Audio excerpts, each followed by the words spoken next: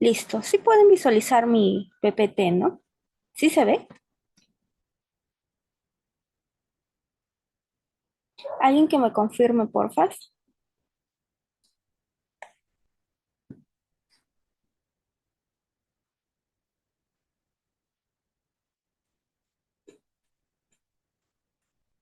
Muchas gracias, Alexandra, por la confirmación.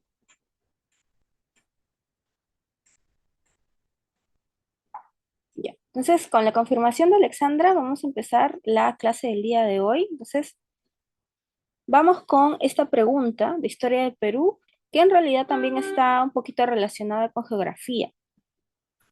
Dice lo siguiente: las regiones Rupa-Rupa y Omagua tienen características geográficas y ambientales propias con sus respectivas especies de flora y fauna.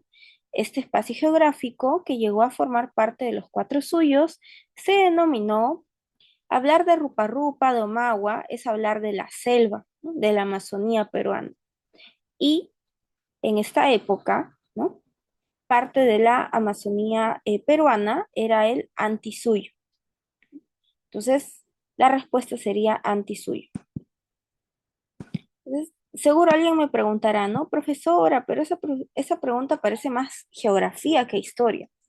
Y bueno, la respuesta es la siguiente. Lo que pasa es que cuando uno estudia historia, a uno, los profes siempre le dicen de que el historiador siempre debe delimitar muy bien el tiempo y el espacio geográfico. Entonces, siempre hay una estrecha relación entre la geografía y la historia. Por eso es que incluso la geografía forma parte de una de las ciencias auxiliares que apoyan, que ayudan al estudio de la historia. Entonces, debido a esta relación.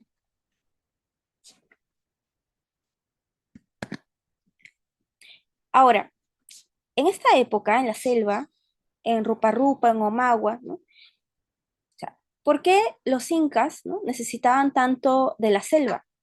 Debido a los cocales.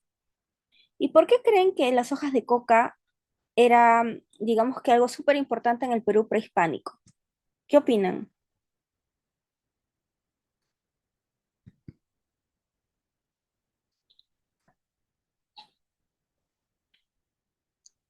¿De qué me sirve la hoja de coca?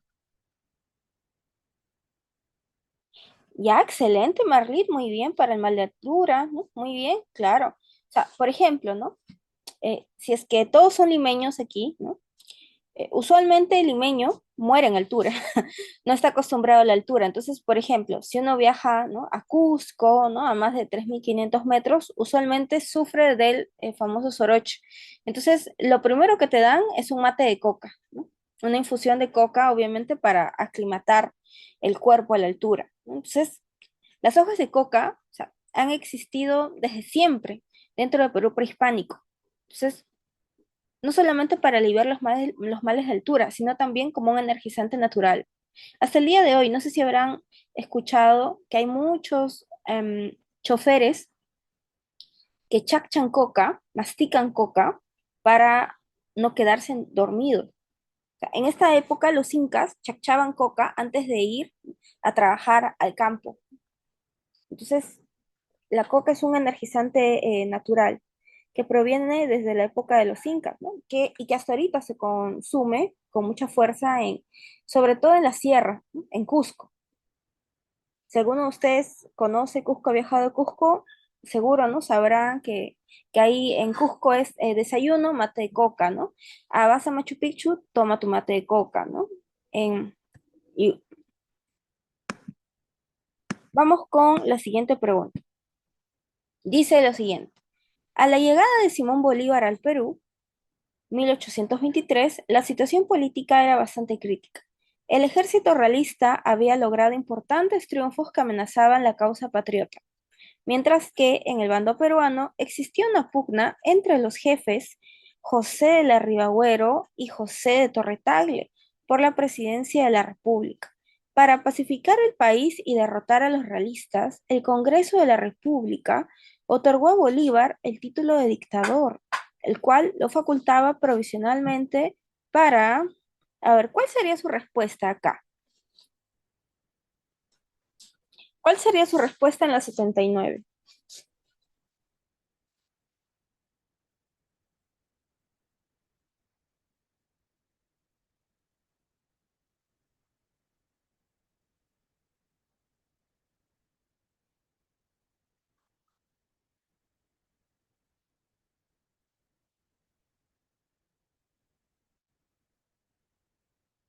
¿Qué opinan? A ver, vamos con las alternativas. Ya. ¿Por qué llega Simón Bolívar aquí al Perú? O sea, miren, si lo vemos fríamente, don José de San Martín, que fue el líder de la corriente libertadora del sur, él había proclamado la independencia, ya, había, digamos que, mm, o sea, San Martín proclamó la independencia, sí, pero, o sea, si lo miran fríamente, desde 1821 hasta 1824, que el Perú selló su independencia con la batalla de Ayacucho, en realidad, o sea, habían pasado más de 3 años, o sea, en los cuales los españoles continuaban en el Perú, continuaban ocupando las zonas más ricas del Perú, estaban en la sierra todavía. Entonces, se encontraban en Cusco, en Junín. Entonces, debido a que San Martín no había podido acabar con los españoles y debido también al fracaso de las campañas de puertos intermedios, ¿no? En las cuales tanto Torretagle, ¿no? como Ribagüero van a tratar pues de erradicar a los españoles. Estas campañas de puertos intermedios habían fracasado de tal manera que, o sea, lo real en esta época era que los españoles continuaban en el Perú. Entonces, la independencia pendía de un hilo. O sea, todavía no se podía cantar victoria, mientras que los españoles continuasen ocupando las zonas más ricas del Perú. Entonces, debido al fracaso de San Martín, debido al fracaso de las campañas de puertos intermedios, es que a los peruanos no les queda de otra que invitar a Simón Bolívar. Y así es como Simón Bolívar llega al Perú. Incluso se llega a nombrar una gran misión en donde lo van a traer a Quito, ¿no? Entonces, y de Quito es que llega Simón Bolívar acá invitado primero por el Congreso peruano. Ahora, después obviamente ya van a empezar las pugnas, los pleitos, las peleas entre Simón Bolívar, ¿no? y el Congreso peruano. Entonces, sobre todo se va a pelear con Francisco Javier de Luna y Pizarro, que en esta época pues era el presidente del primer Congreso peruano. Entonces, vamos con las alternativas. La A dice, el mando supremo de todas las fuerzas militares realistas. Realista hace alusión a española, ¿no? Entonces, es obvio, ¿no? Que Simón Bolívar no lucha a favor de España. Entonces, por ende, la A queda absolutamente descartada. La B, el ejercicio del poder sin el control de la Constitución y las leyes. Ya. Acá sería la B, B de bueno, ¿ya? ¿Por qué no podría ser la C, ¿no? Que es la alternativa, por ejemplo, ¿no? Que nos ha dicho nuestra compañera Alexandra. La C dice, reformar y reorganizar las instituciones republicanas como en Colombia. O sea, es cierto que el proyecto político de Simón Bolívar es la república. Él está a favor de una república peruana, a diferencia de San Martín, que San Martín quería la monarquía, ¿no? Eso sí es cierto, pero digamos que, o sea, a Simón Bolívar no se lo trae aquí a organizar, a reformar la república, no. O sea, Simón Bolívar llega aquí con la finalidad de acabar con los españoles, ¿no? O sea, con la idea de sellar la independencia de Perú. Entonces, y para sellar esa independencia de Perú, se le tenía que dar poderes plenos, y eso implicaba nombrarlo pues dictador. Entonces, por eso es que aquí la respuesta sería la B de bueno.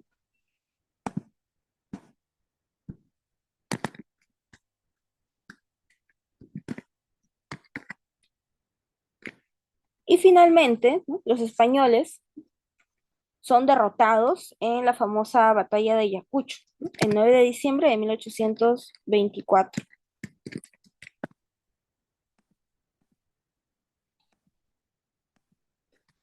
Entonces,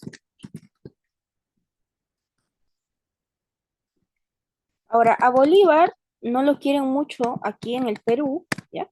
Porque, ¿qué dicen sus haters, por ejemplo, ¿no? Digamos que los detractores de Bolívar dicen lo siguiente, que en realidad llegó Bolívar, ¿no? Y, o sea, se creó pues el país de Bolivia, ¿no? Que en realidad prácticamente durante casi toda la colonia peruana, eso le perteneció pues al Perú, ¿no?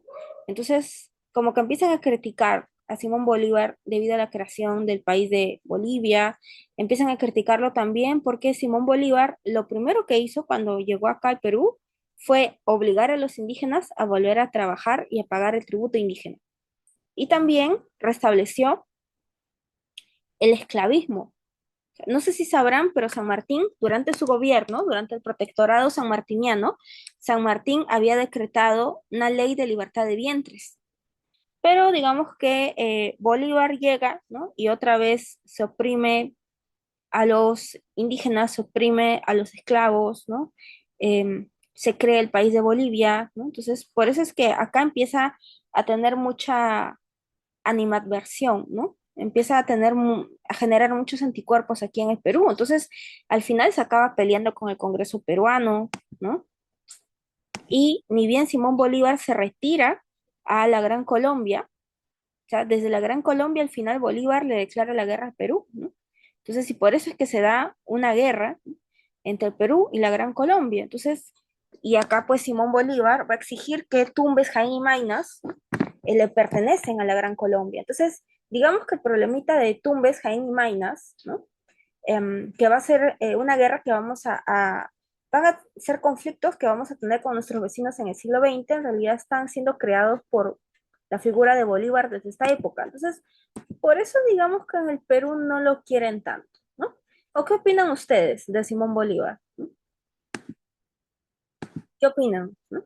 En realidad fue un gran libertador, ¿no? Que gracias a él, pues, el Perú selló su independencia, se expulsó a los españoles con la capitulación de Ayacucho, ¿no? ¿Qué opinan? ¿A favor o en contra de Bolívar?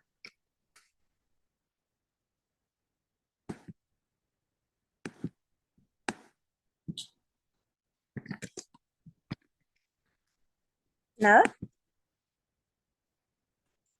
Ya. Entonces, seguimos con la siguiente pregunta. El poblamiento del antiguo territorio peruano fue un proceso bastante difícil que implicó para sus primeros habitantes el desarrollo de capacidades de adaptación a los diversos escenarios ambientales, como el severo desierto costero o las accidentadas alturas de los valles andinos.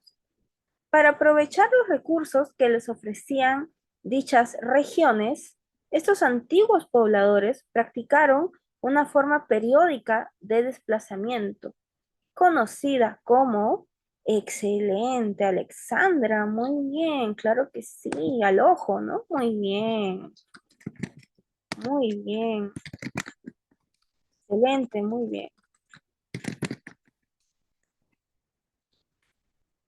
Transhumancia estacional, ¿no? La misma sentencia lo dice, ¿no? Practicaron, ¿no? De una manera periódica, ¿no? Un desplazamiento, ¿no? Transhumancia estacional significa, ¿no? De que uno, digamos, es seminómade o semisedentario. Seminómade o semisedentario significa que yo voy a tener, por así decirlo, como dos casitas, ¿no? Voy a estar en un lugar en verano y en otro lugar en invierno. Entonces, yo digamos que voy a tener dos residencias. Entonces, obviamente me desplazo de acuerdo al clima. Cuando haya mejor clima en tal lugar, me desplazo, me movilizo en tal lugar. Entonces, la transhumancia estacional, llamada también semisedentarismo o seminomadismo, es algo que en el Perú prehispánico en realidad vendría a formar parte del arcaico inferior,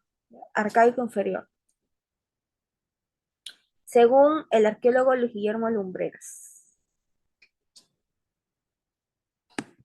Siguiente pregunta. Vamos a practicar historia universal.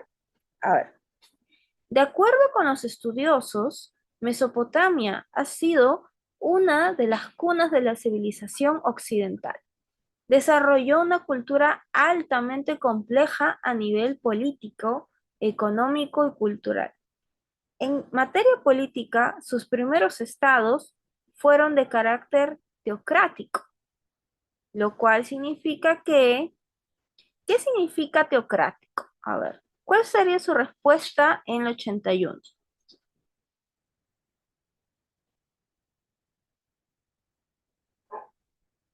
Excelente, Marlit. Muy bien, Alexandra. Claro que sí, al ojo, ¿no? Claro, ¿no?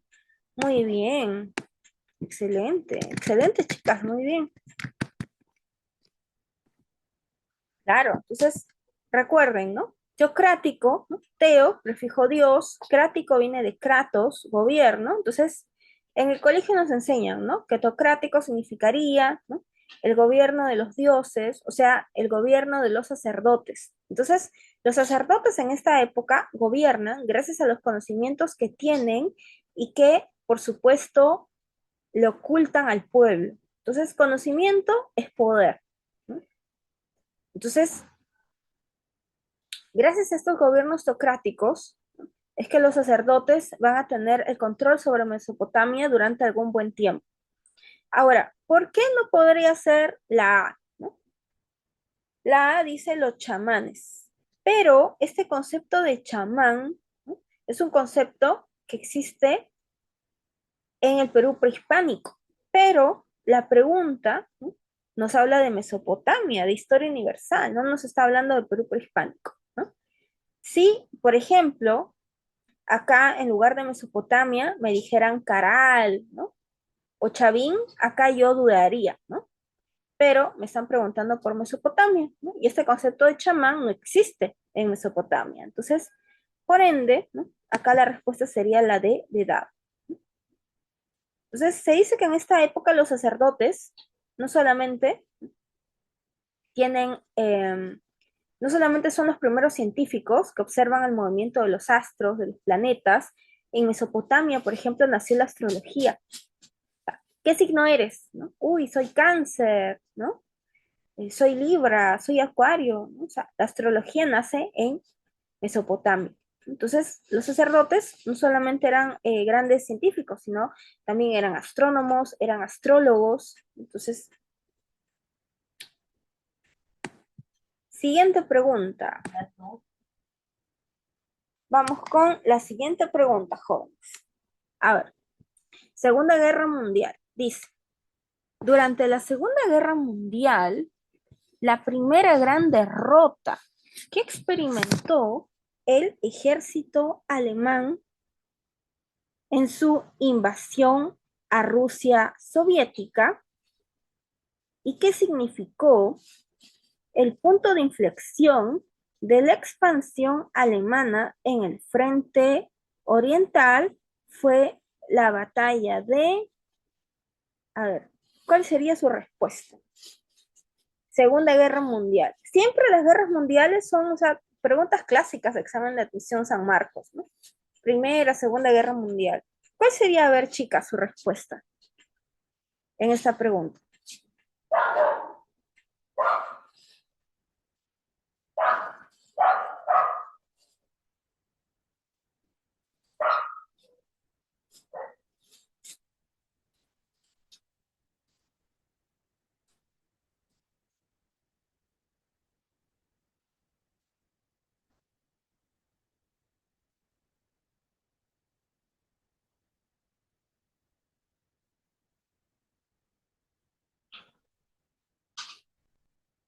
A ver, Alexandra dice la A. A ver, ¿alguien más?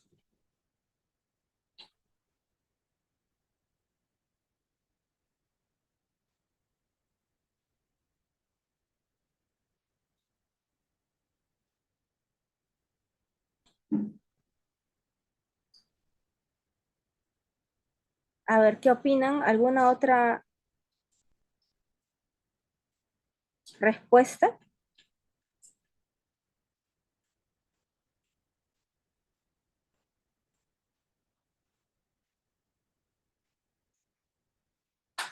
¿Qué opinan? A ver.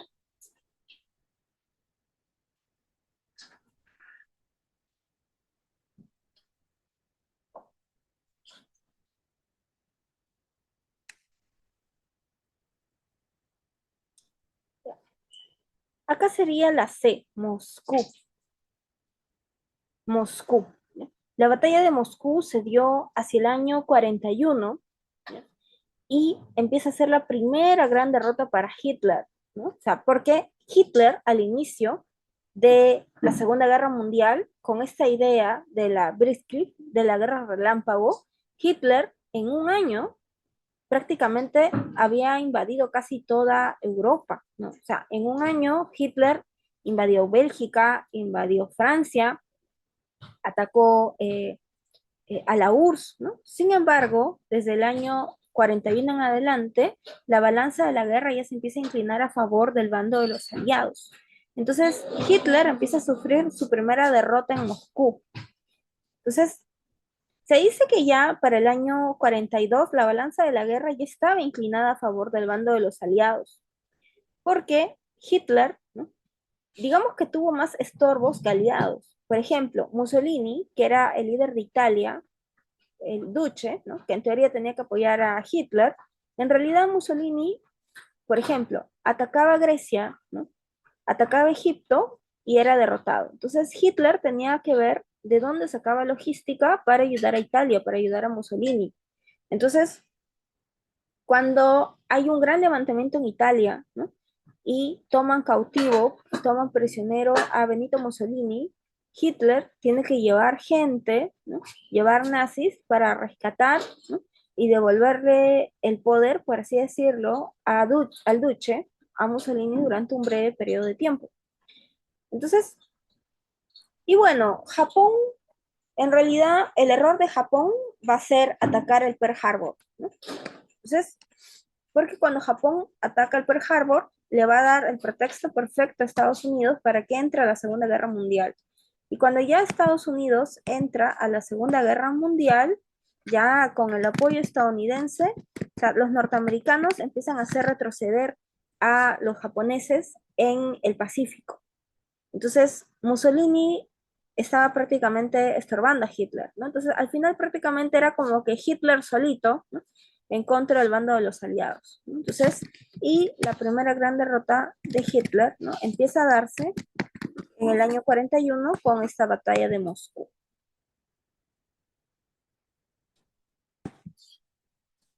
Siguiente pregunta. Los descubrimientos geográficos europeos de los siglos XV y XVI cambiaron el curso de la historia universal, pues permitieron a Europa modificar su posición en el mundo.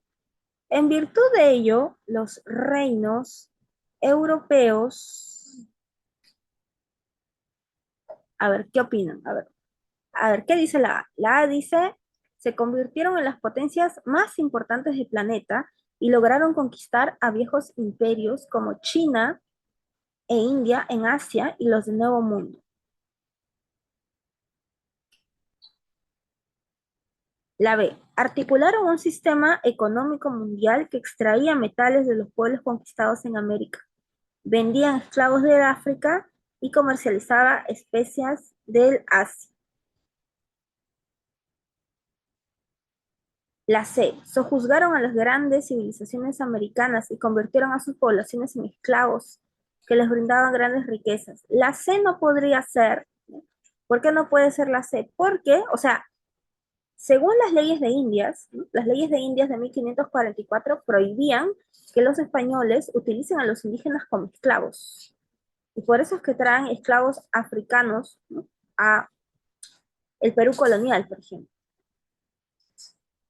La A no podría ser porque la A te habla del Imperio Chino y en el siglo XVI, o sea, no es que los españoles llegan a conquistar al gran Imperio Chino, ¿no?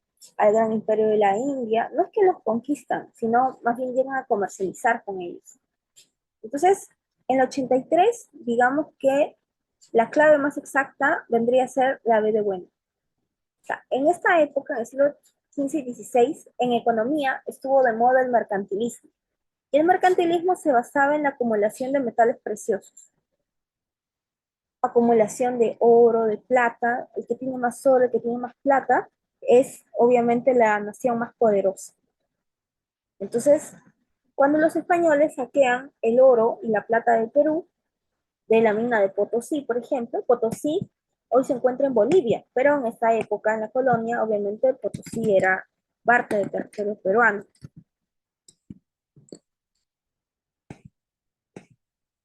Entonces, eh, los españoles pues se enriquecen gracias al oro y la plata, entonces, y por eso es que llegan a ser primera potencia mundial en el siglo XVI.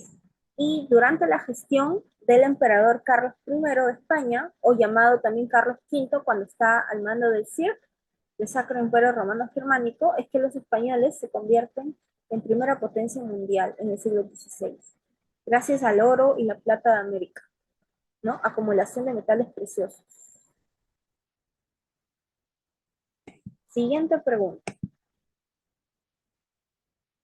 A ver, la 75 dice, luego de la declaración, luego de la declinación del Imperio Wari, se produjeron diversos procesos de desarrollo en las regiones de la costa y la sierra de los Andes centrales. Una de las civilizaciones costeñas surgidas entonces fue la cultura lambayeque, cuya experiencia en orfebrería se plasmó en objetos elaborados en oro, como el que se muestra a continuación. Entonces acá hay unas figuras, ¿no?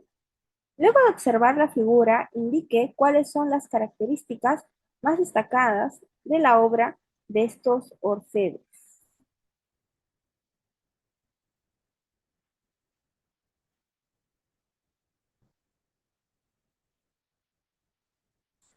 Excelente, muy bien, Alexandra, muy bien. Claro que sí, la A de avión, ¿no? La A de avión dice una iconografía fantástica y el uso ceremonial del oro. Claro, estas figuras hacen alusión a los tumis, a los cuchillos ceremoniales. Creo que en este salón, ¿no? Había postulantes a medicina, ¿no? No, hasta el día de hoy, el Colegio Médico de Perú tiene como símbolo, obviamente, estos tumis, estos cuchillos ceremoniales, a través de los cuales en el Perú prehispánico pues se operaba, ¿no? A la gente de diversos males, ¿no? De tumores cerebrales, ¿no? Entonces, la respuesta A vendría a ser la alternativa correcta.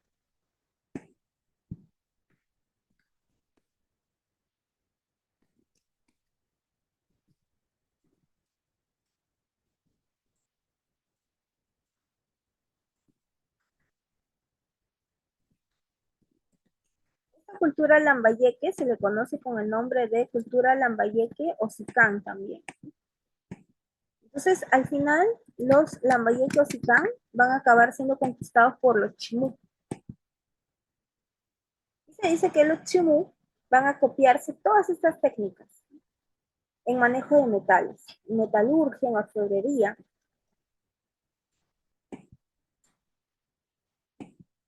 Siguiente pregunta.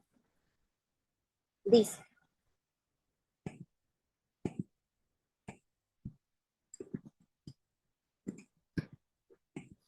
entre 1850 y 1860, la corrupción estatal llegó a niveles extremos. Los recursos monetarios recibidos por el comercio del guano en las islas convirtió al Estado peruano en un botín de civiles y militares en el poder. Los grandes recursos del guano llegaron a manos del Estado porque las islas guaneras eran propiedad estatal, razón por la cual la lucha por el poder político se convirtió en un negocio altamente rentable. Los gobiernos de Castilla y Echenique legalizaron el saqueo del Estado a través de, nos están hablando, ¿no? De la época del boom del guano, de los gobiernos de Castilla y Echenique. A ver, ¿cuál sería su respuesta en la 76?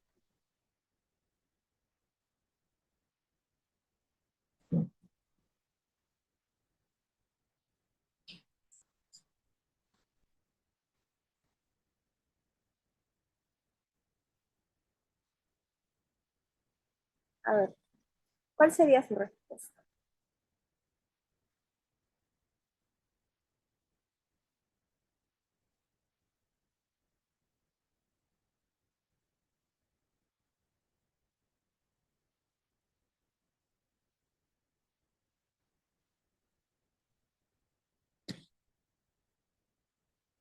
¿Qué opinan, chicas?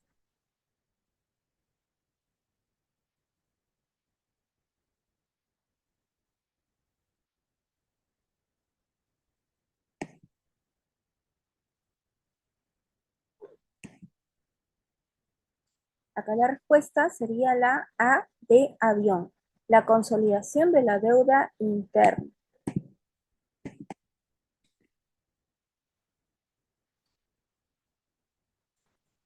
Entonces, no sé si han escuchado hablar de la deuda interna que el Perú tenía desde la época de la Guerra de la Independencia. ¿Han escuchado hablar de eso?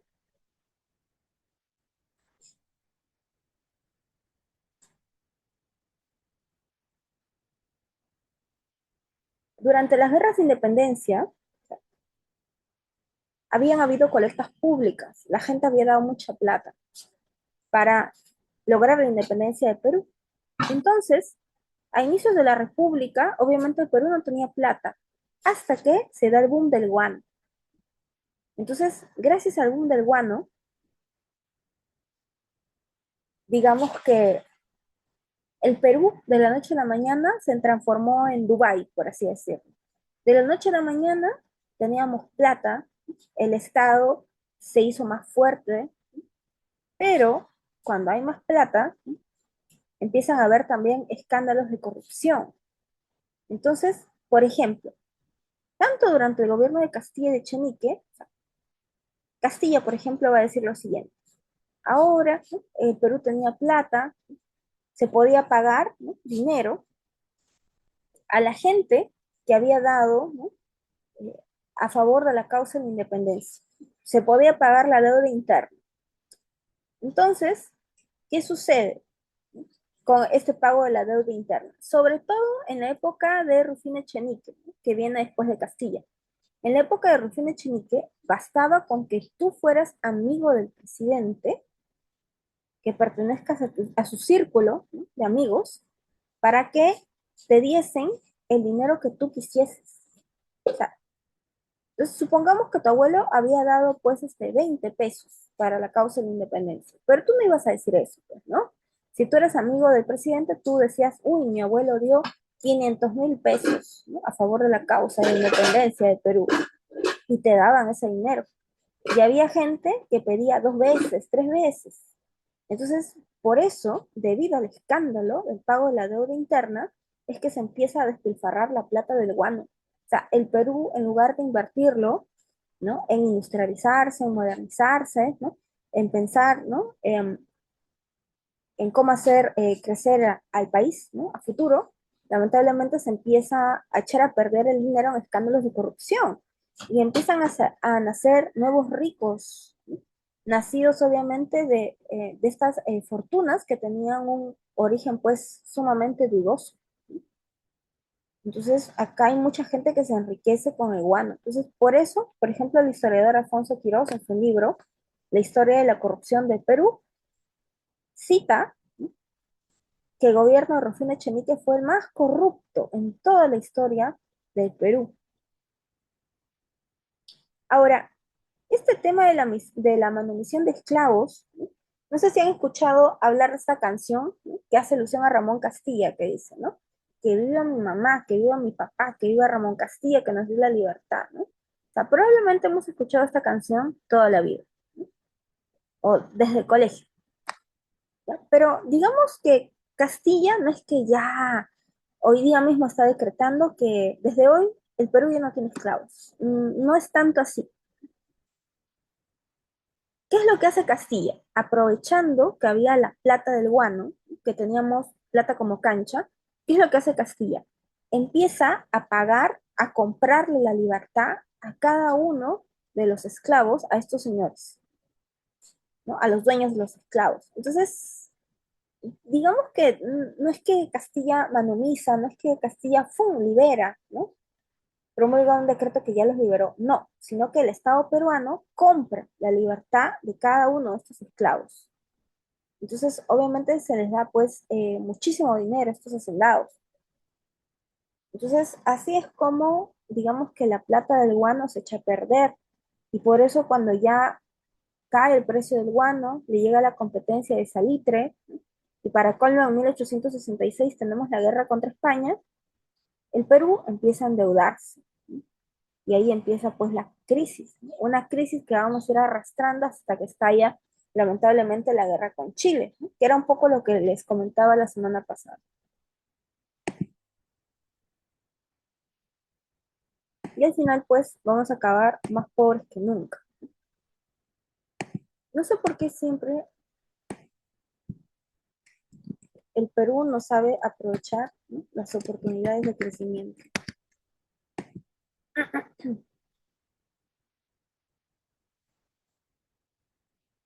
Siguiente pregunta. El señorío Chincha floreció entre los siglos XIII y XV, en los valles que siglos antes habían sido ocupados por los paracas. Si bien se dedicaron a la agricultura y a la pesca, los chinchas son reconocidos por su aptitud para la navegación y la extensión de sus relaciones de intercambio. Cuando el Tahuantinsuyo inició su expansión, buscó anexarlos a su territorio, lo que logró solo después de pactar una alianza política con ellos. Para el gobierno inca, el señorío Chincha ofrecía... A ver, ¿cuál sería su respuesta, chicas, en la 77?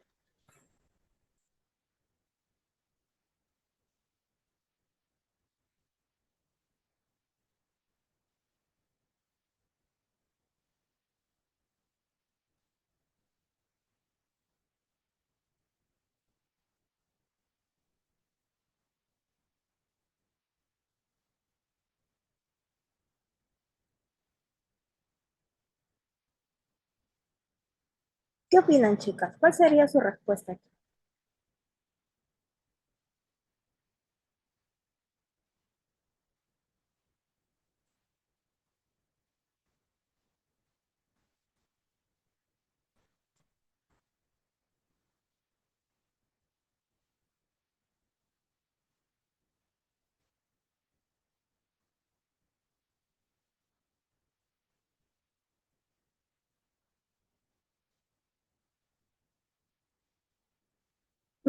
Mira, yo estaría en duda, ¿no?, entre la A y la C, pero digamos que la C es un poquito más precisa, ¿no? Porque la A ver, dice lo siguiente, ¿no? Importantes recursos tributarios, ¿no?, producto de las actividades comerciales. O sea, sí es cierto, ¿no?, que los chinchas van a ser los más grandes comerciantes del Perú prehispánico, eso es indiscutible. O sea, los chinchas van a tener rutas de comercio terrestre y marítimas. O sea, los chinchas van a comercializar el mullo, el espondilus o las conchas marinas, que eran considerados el alimento de los dioses en el Perú prehispánico. Pero digamos que los chinchas no tributan, o sea, no es que los incas los anexan pacíficamente para que ellos eh, paguen impuestos, ¿no? Sino que más bien, ¿no?, la C es un poquito más exacta, ¿no? Porque dice, acceso a los enormes recursos acumulados por sus extensos intercambios. Digamos que la C es más precisa, porque en realidad los incas obviamente ansiaban anexar, conquistar a los chincha porque eran riquísimos. Los chincha, al ser los más grandes comerciantes del Perú prehispánico y comercializar solamente artículos de lujo, o sea, en esta época las hojas de coca son consideradas artículos de lujo. El cobre, la plata, el mullo, los pónidos, las conchas marinas, las plumas de aves exóticas que los chincha obtenían en sus rutas hacia la Amazonía, o sea, todo eso, ¿no?, es súper cotizado por los incas. Por eso es que van a buscar anexar pacíficamente a los chinchas y lo logran. O sea, en realidad la podría ser la respuesta, ¿no?, si es que no estuviera de por medio esta palabra tributaria.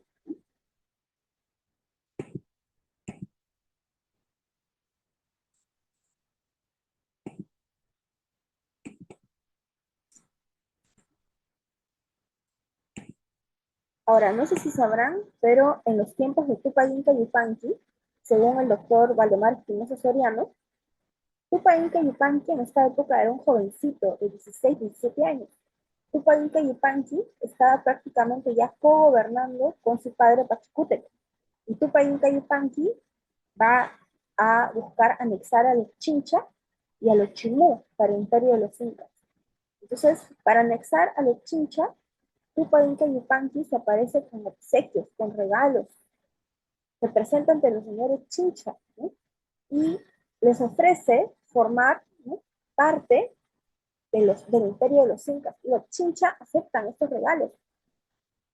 ¿Por qué? Porque los Chincha ya sabían, ¿no?, qué pasaba si tú no te sometías a los Incas. Los Incas con sus amigos eran muy buenos, pero con sus enemigos eran terribles.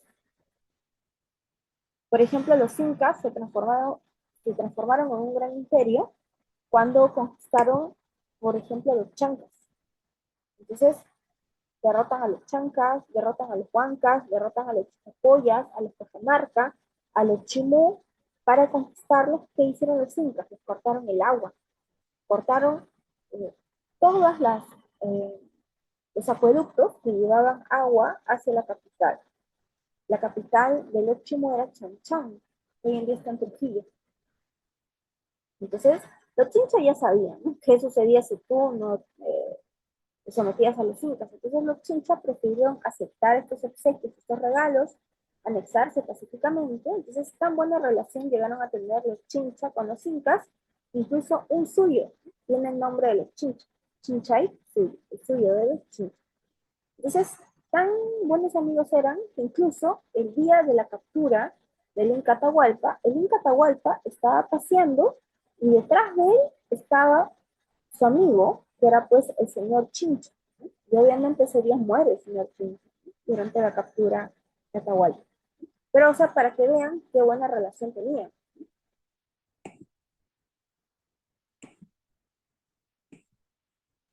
Siguiente pregunta. Para el estudio de la etapa de desarrollo autónomo de nuestra historia, el arqueólogo John Rowe estableció criterios basados en las tecnologías de producción en la zona de Ica, que luego extrapoló para toda la etapa prehispánica de los Andes centrales. De acuerdo con estos criterios, la etapa de desarrollo autónomo, luego del periodo inicial, se dividiría en... ¿Qué opinan? ¿Qué nos habla John Rowe? Es una forma de clasificar el Perú prehispánico recontra famosa y con la que, o sea, siempre vienen preguntas de examen de admisión en San Marcos. Excelente, Alexandra. Muy bien, Marlene. Muy bien. Excelente, chicas. Claro que sí. Casa. Muy bien.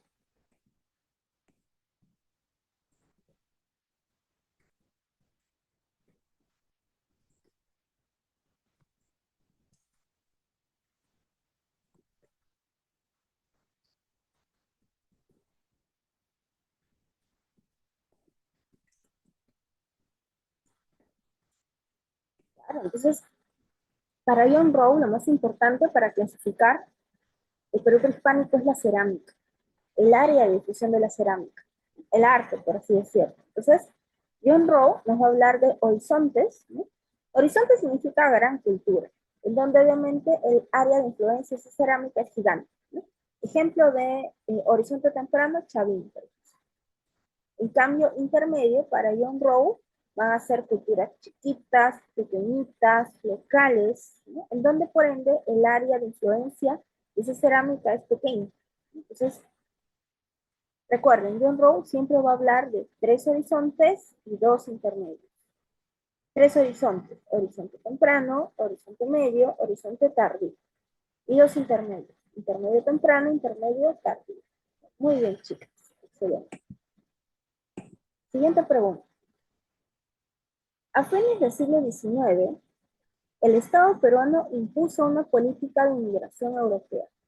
A partir de una ley explícita, el gobierno se comprometía a pagar los pasajes en vapor de tercera clase a las familias europeas menores de 60 años, costeándoles una semana de alojamiento en Lima y el viaje hasta su lugar de instalación definitiva, donde se le mantendría por 3 meses. Además, se les entregaría hectáreas de terreno, instrumentos de agricultura, semillas, pistones exoneraría de impuestos por 5 años. ¿Cuál fue el objetivo principal de esta política inmigratoria? ¿Qué opinan, chicas? ¿Cuál sería su respuesta en la 79?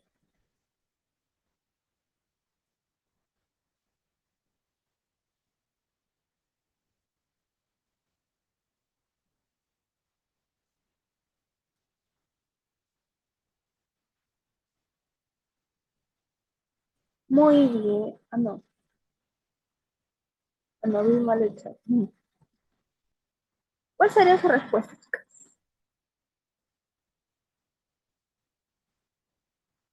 En la 79, muy bien, Alexandra, excelente, muy bien, claro.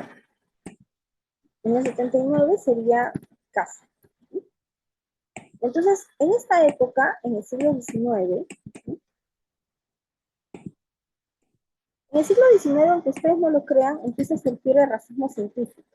O sea, salieron los antropólogos europeos a decir que la ciencia de esta época decía que existían razas superiores a otras. Y que supuestamente la raza superior era la blanca, la europea. Entonces, como en esta época empieza a surgir este absurdo racismo científico,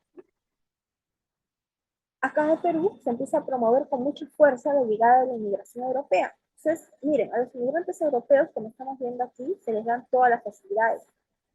Contrario a los primeros inmigrantes chinitos.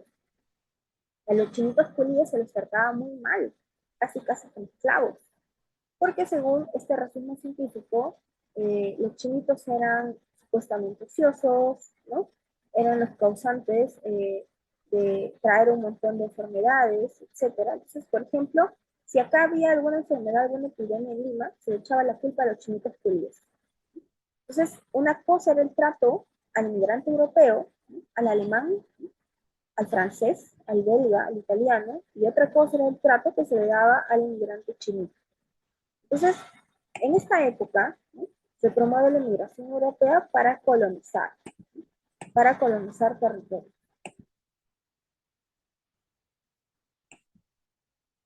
Siguiente pregunta, otra vez Mesopotamia.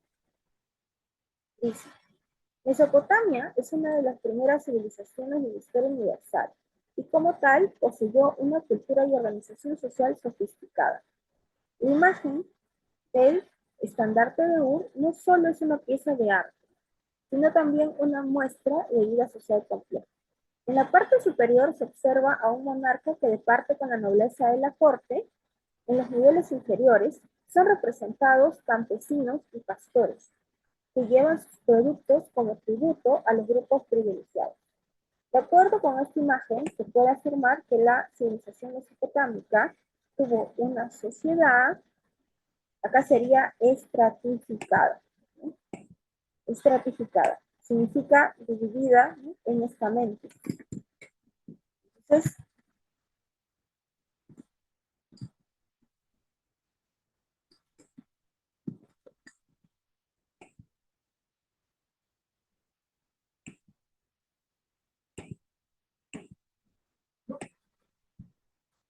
vamos con la siguiente pregunta.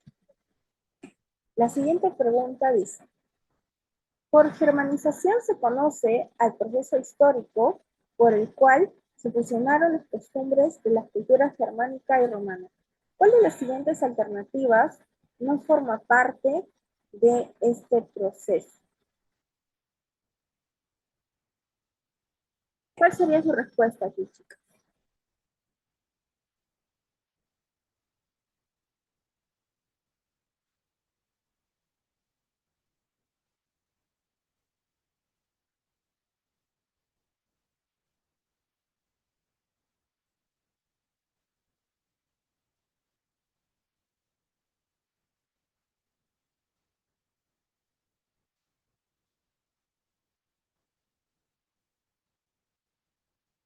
¿Qué opinan?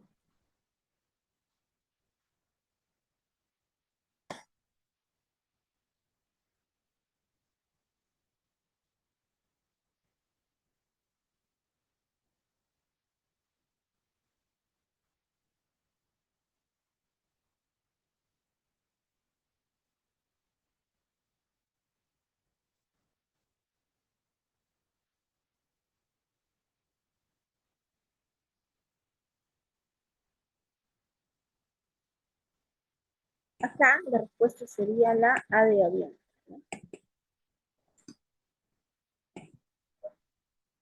Entonces, la burocracia civil se encontró conformada por funcionarios especializados.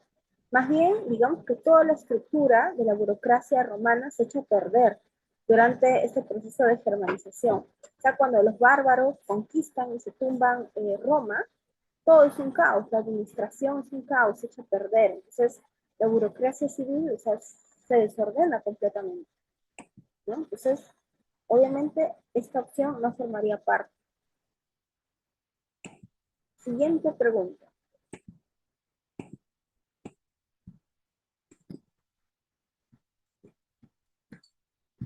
Dice, Bismarck, como jefe del nuevo Estado alemán, desarrolló un complejo sistema de alianzas entre las potencias europeas. Bajo su liderazgo en la Conferencia de Berlín de 1884 a 1885, estos alcanzaron acuerdos que regularon la expansión colonial europea en África. Esto implica que para colonizar este continente fue necesario, acá la respuesta sería la A de avión. Fue necesario construir alianzas, construir acuerdos diplomáticos, ¿no? Otto von Bismarck, para evitar guerras entre los países europeos, ¿qué es lo que hace? Convoca esta conferencia de Berlín en donde se reparten el África como si fuese un pastel de torta. Incluso hay muchas caricaturas en donde se mofan, ¿sí?, de la repartición del África. Entonces, a todas las potencias europeas les toca un pedacito, incluso hasta España, que en esta época había perdido prácticamente toda América, le toca también un poco de colonias. Entonces, en esta época, Francia, Inglaterra, España, ¿sí?, Alemania, Italia, todo el mundo, ¿sí?, se reparte el África como si fuese cualquier cosa. Y recién en el siglo XX, después que culminan las guerras mundiales, empieza este proceso de descolonización. Siguiente pregunta.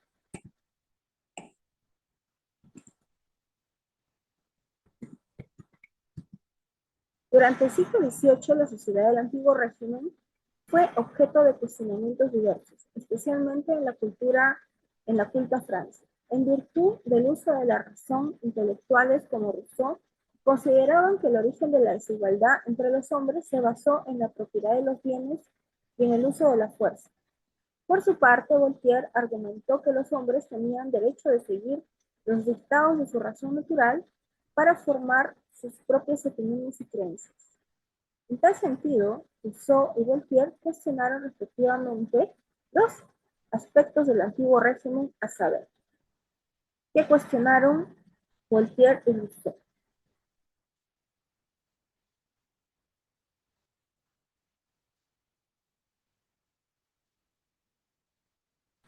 Ya, muy bien, excelente, Alexandra, muy bien.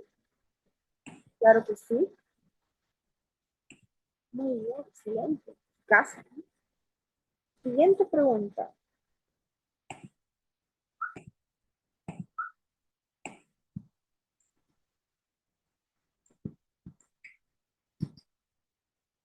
David de Miguel Ángel es una de las obras escultóricas más representativas del Renacimiento italiano. Diversas características de este movimiento cultural y artístico pueden verse reflejadas con claridad en esta obra. Por ejemplo, la 1, uso del mármol como material artístico. Esto es verdadero. La 2, la admiración y valoración del ser humano, por supuesto. La 3, la admiración por la proporción y la simetría. Claro que sí, entonces acá la respuesta sería la A de avión. Siguiente pregunta.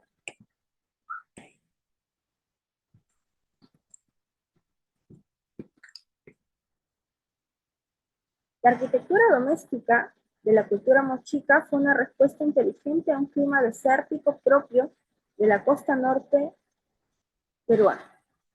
Es por ello que las moradas moche tuvieron características muy particulares, ¿sí?, como la elevación de los umbrales de las puertas por encima de los cimientos, ¿no? La 2, el uso de techos a dos luces o a dos aguas para reflejar los rayos del sol. La 3, el cuidado en la ubicación de las casas para obtener una constante ventilación. La 4, el uso de materiales disponibles, entre ellos la piedra, para construir muros.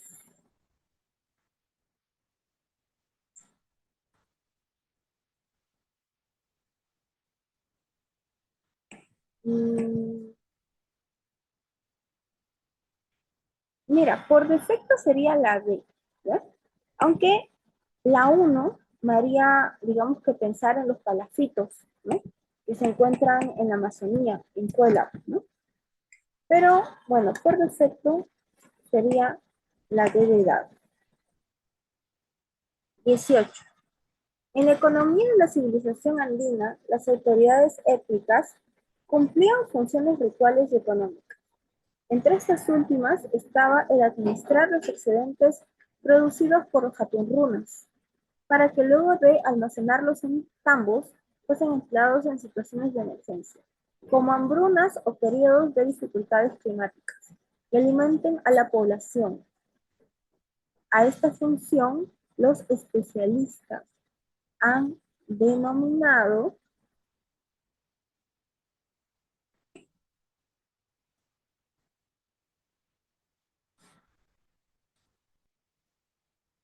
¿cuál sería aquí su respuesta?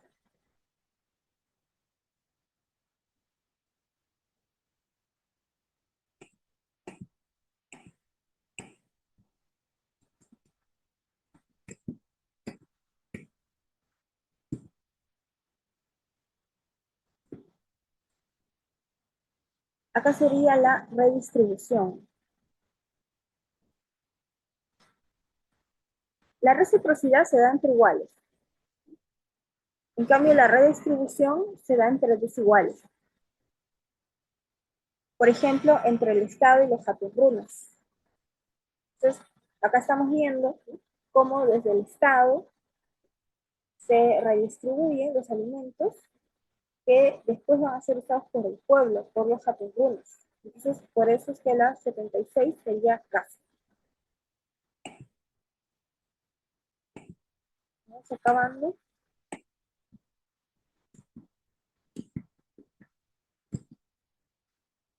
Durante la primera etapa de la invasión de Tahuantinsuyo, las escasas huestes peruleras, encabezadas por Francisco Pizarro, se dedicaron al saqueo de los recursos, especialmente metales preciosos, oro y plata.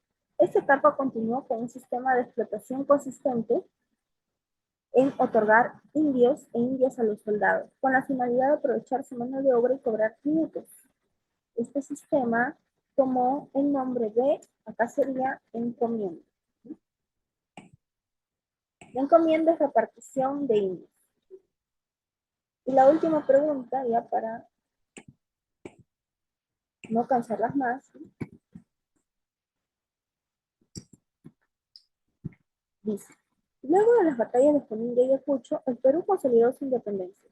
Sin embargo, entre 1827 y 1845 experimentó un periodo conocido como caudillismo militar, el cual estuvo caracterizado por, acá sería la A de avión, el caudillo es oficio militar. Entonces, luego, ¿no?, de que ya desaparecen los libertadores, ¿no?, digamos que los principales generales de una guerra que acabamos de ganar, que era la guerra de independencia, van a creerse con todo el derecho del mundo de gobernar. Y así es como empieza el caudillismo militar. Una época de desorden total. Bueno, ahora sí, ya son 14, entonces vamos cerrando la sesión de hoy, si es que no hay alguna pregunta. ¿Hay alguna pregunta? ¿No? Ya, entonces nos vemos chicas en la siguiente sesión. Chao, cuídense mucho.